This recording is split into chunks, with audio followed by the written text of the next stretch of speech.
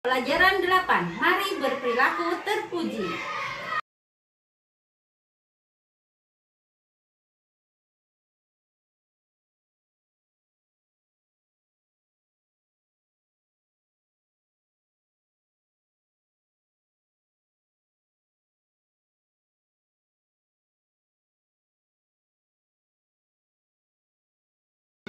Bismillahirrahmanirrahim. Robbi jidni ilman warzuqni fahman waj'alni minas solihin. Artinya, ya Allah, tambahkanlah aku ilmu, berilah aku karunia agar dapat memahaminya, dan jadikanlah aku termasuk orang-orang yang salih. Amin.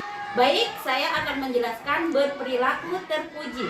Contohnya, ada seorang anak perempuan yang mengendarai sepeda karena ia berangkat ke sekolah. Namun, di saat perjalanan menuju ke halaman sekolah, tiba-tiba seorang anak perempuan terjatuh dari sepedanya dan teman-temannya mentertawakan atau diabaikan anak perempuan tersebut. Menurut anak-anak, dari cerita yang saya jelaskan, apakah itu berperilaku terpuji? Tentu tidak, anak-anak, karena berperilaku yang seperti itu tidak terpuji. Apalagi ada temannya yang mentertawakan atau diabaikan. Sebaliknya, kita harus saling tolong-menolong dan jangan malu menolong temannya. Anak-anak, kemudian tolong-menolong jangan mengharapkan dengan adanya imbalan, melainkan kita ikhlas karena menolongnya. Setelah saya jelaskan dari contoh perilaku terpuji, selanjutnya ada beberapa materi, yaitu tentang gemar membaca, pantang menyerah, rendah hati, dan hemat. Tema, mari berperilaku terpuji. A. Gemar membaca, B. Pantang menyerah, C. Rendah hati, dan D. Hemat. Gemar membaca. Apakah anak-anak gemar membaca? Insya Allah anak-anak suka membaca buku, baik di perpustakaan, di sekolah, di rumah, dan di lingkungan sekitarnya.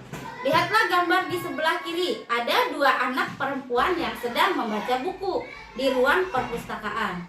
Mereka hobi membaca buku di saat jam istirahat tiba.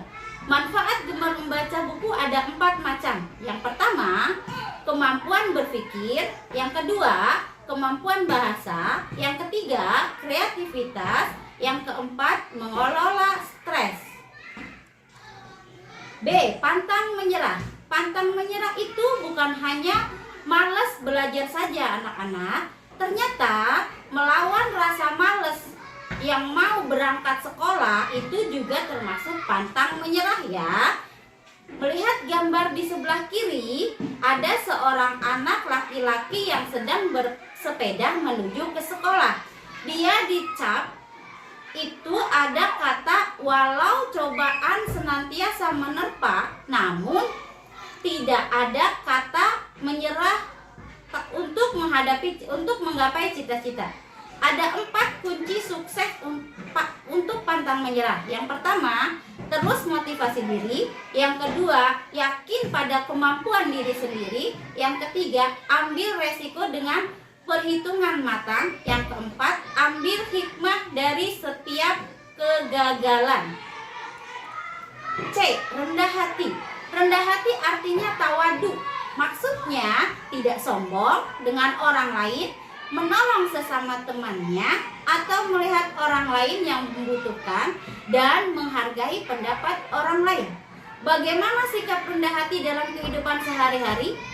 Tidak mengatakan kelebihan diri di hadapan orang lain, merendahkan saat dipuji, menerima saran dan kritik dari teman, menghormati orang lain, sabar saat kita diam. D.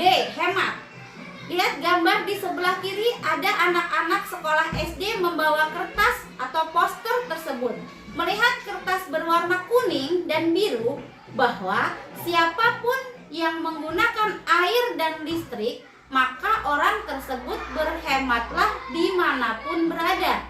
Apa saja manfaat hemat air dan listrik? Yang pertama, menghemat pengeluaran. Yang kedua, menghindari resiko arus pendek listrik. Dan gunakanlah air dan listrik secukupnya. Semoga yang membaca bermanfaat. Sekian dan terima kasih. Wassalamualaikum warahmatullahi wabarakatuh.